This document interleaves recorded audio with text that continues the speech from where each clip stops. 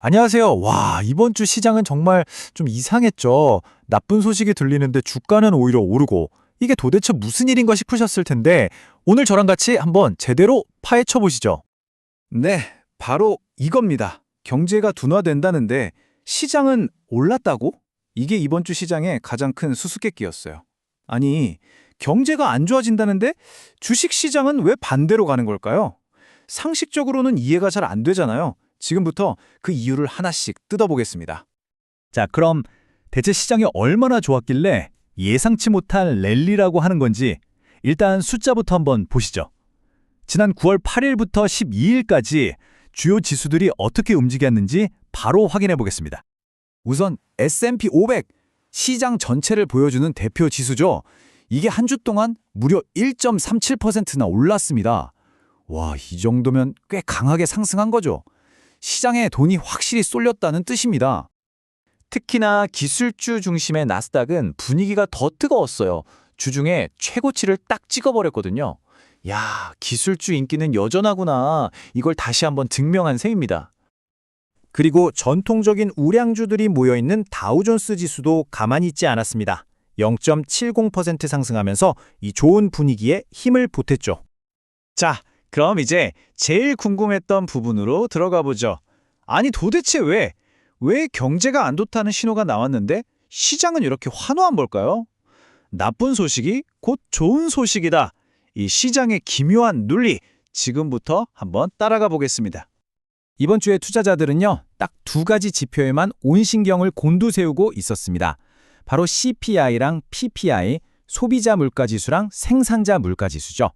여기서 어떤 숫자가 나오느냐에 따라서 시장의 운명이 갈릴 수 있는 그런 상황이었어요.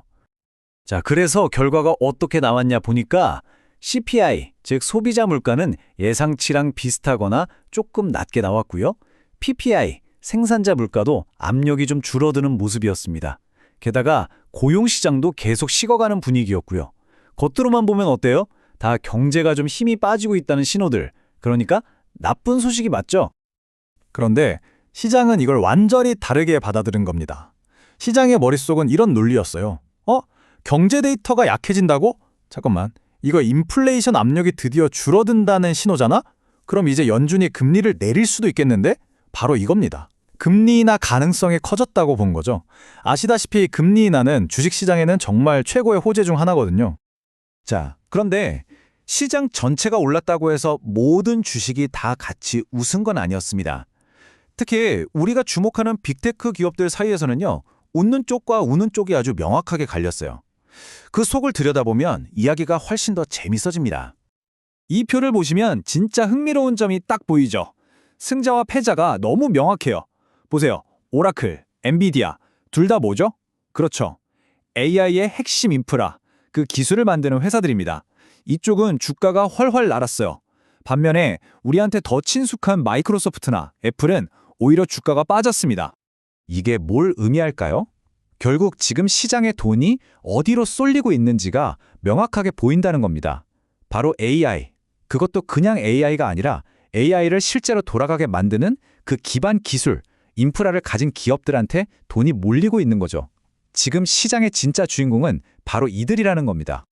자, 그렇다면 미국의 이런 뜨거운 분위기가 전 세계 다른 시장으로도 퍼져 나갔을까요? 이제 시야를 좀 더 넓혀서 미국 밖에서는 어떤 일들이 있었는지 한번 보겠습니다. 결론부터 말하면 그렇지는 않았습니다. 유럽 시장을 보면 유럽 중앙은행이 다음에 뭘 할지 좀 지켜보자는 분위기 속에서 그냥 소폭 오르는데 그쳤고요.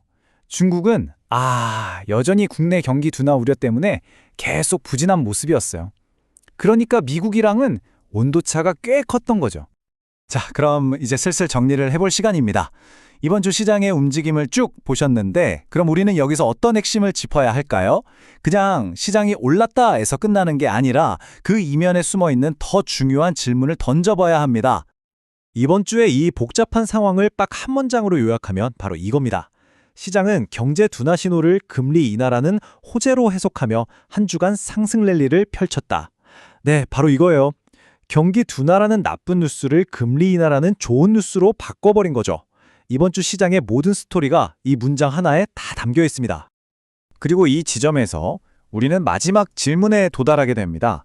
금리 인하에 대한 기대감, 이 단기적인 낙관론이 실제 경기 둔화라는 장기적인 리스크를 과연 계속해서 덮을 수 있을까요? 어쩌면 지금 시장은 아주 아슬아슬한 줄타기를 하고 있는 건지도 모릅니다. 여러분은 어떻게 생각하시나요?